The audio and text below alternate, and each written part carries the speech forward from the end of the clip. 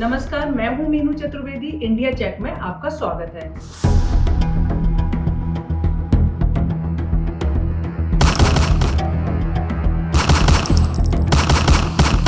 मारे गए गैंगस्टर अतीक अहमद को लेकर एक दावा वायरल है और दावा करने वाले मेन स्ट्रीम मीडिया है।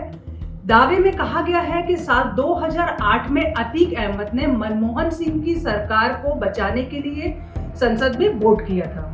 न्यूज एजेंसी पीटीआई ने 19 अप्रैल को एक रिपोर्ट प्रकाशित की, जिसकी हेडलाइन आप स्क्रीन पर देख सकते हैं। अंग्रेजी में दी गई हेडलाइन है, हाउ अतीक अहमद की vote in 2008 help save UPA government India's new deal with US. Hindi में इसका अनुवाद है, कैसे अतीक अहमद के महत्वपूर्ण वोट ने 2008 में यूपीए सरकार को बचाने में मदद की, अमेरिका के साथ भारत का परमाणु समझौता। रिपोर्ट में लिखा है कि अतीक अहमद समेत 6 अपराधी राजनेताओं को 48 घंटे के भीतर जेल से फरलो के तहत बाहर निकाला गया था और इन सभी के वोट यूपीए सरकार की न्यूक्लियर डील को बचाने के लिए काफी महत्वपूर्ण थे। पीटीआई ने ये दावा राजेश सिंह की किताब Bahubali of Indian politics from bullet to ballot के आधार पर किया था। किताब का हवाला देते हुए पीटीआई की रिपोर्ट में कहा गया है कि अतीक अहमद के वोट से यूपीए सरकार गिरने से बच गई थी। पीटीआई की इस रिपोर्ट को क्रेडिट देते हुए तमाम मीडिया संस्थानों ने इसको प्रकाशित किया। आज तक की वेबसाइट में हेडलाइन दी गई, जब अतीक के वोट ने संकट में फंसी यूपीए सरकार को बचाने में की थी मदद। आप एक विंडो में आज तक की हेडलाइन में किया गया दावा देख सकते हैं और दूसरी विंडो में अतीक अहमद की हत्या से कुछ देर पहले की तस्वीरें देख सकते हैं। रिपोर्ट में आज तक आगे लिखता है कि अतीक अहमद की हत्या के बाद उससे जुड़े किस्से सामने आ रहे हैं, जिनमें ये बात सामने आई है कि कैसे अतीक ने 2008 में यूपीए सरकार को गिरने के लिए महत्वपूर्ण भूमिका निभाई थी। उस समय अमेरिका के साथ परमाणु समझौते को लेकर यूपीए सरकार के खिलाफ अविश्वास प्रस्ताव लाया गया था। आज तक चैनल पर एंकर सुधीर चौधरी ने 17 अप्रैल को अपने prime time show black and white में भी ये दावा किया। अपने शो में वो कहते हैं, वर्ष 2008 में जब यूपीए की सरकार को संसद में नो कॉन्फिडेंस मोशन का सामना करना पड़ा था, उस समय उसके लिए एक सांसद का वोट बहुत जरूरी था। इसलिए तब यूपीए की सरकार ने ऐसे सांसदों से भी बात की जो सांसद अपराधी थे और उस समय जेल में बंद थे, और उन सांसदों में उस समय अतीक अहमद भी शामिल थे।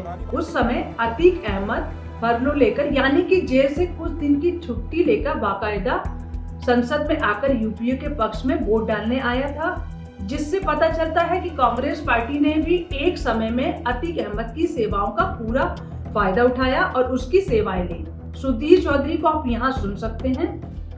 वर्ष 2008 में जब यूपीए की सरकार को संसद में नो कॉन्फिडेंस मोशन का सामना करना पड़ा था, उस समय उसके लिए एक सांसद का वोट बहुत जरूरी था, और इसीलिए तब यूपीए की सरकार ने ऐसे सांसदों से भी बात की जो सांसद अपराधी थे और उस समय जेल में बंद थे, और उन सांसदों में तब अतीक अहमद भी शामिल था।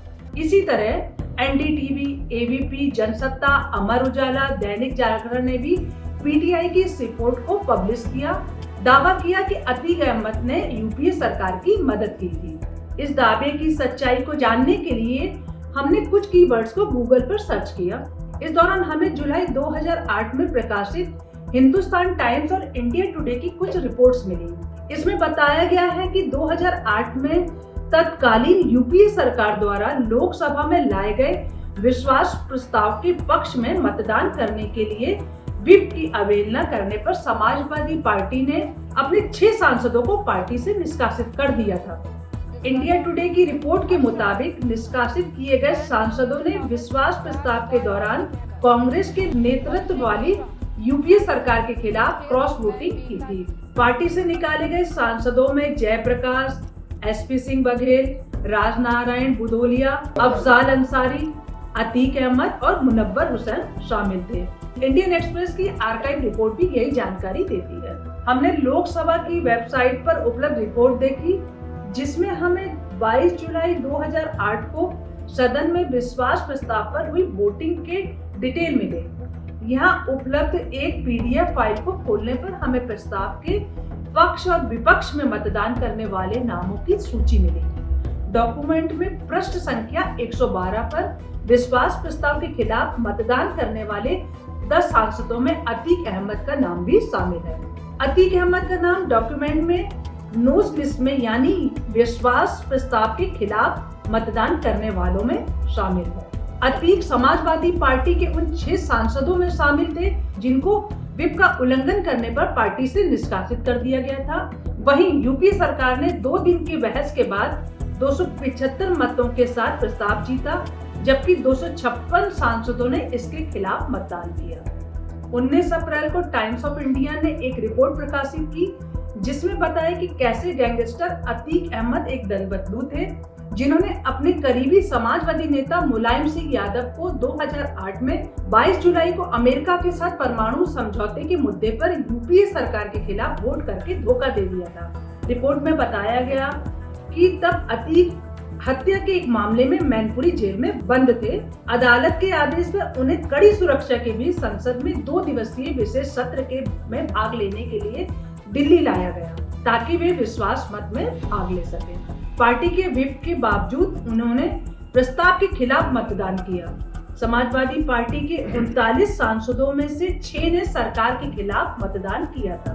पीटीआई ने अपनी गलती मानते हुए बाद में एक और रिपोर्ट प्रकाशित की जिसमें बताया कि अतीक अहमद ने यूपीए सरकार के खिलाफ वोट दिया था। ये रिपोर्ट आप स्क्रीन पर देख सकते हैं जिसकी अंग्रेजी में हेडलाइन है defying SP whip Atiq Ahmad had voted against UPA government in 2008 trust vote। Lok Sabha digital library के दस्तावेजों के अनुसार अतीक अहमद ने 2008 में यूपीए सरकार के द्वारा लाए गए विश्वास प्रस्ताव के खिलाफ वोट किया था, जिस कारण अतीक सहित 6 सांसदों को समाजवादी पार्टी द्वारा निष्कासित किया गया था।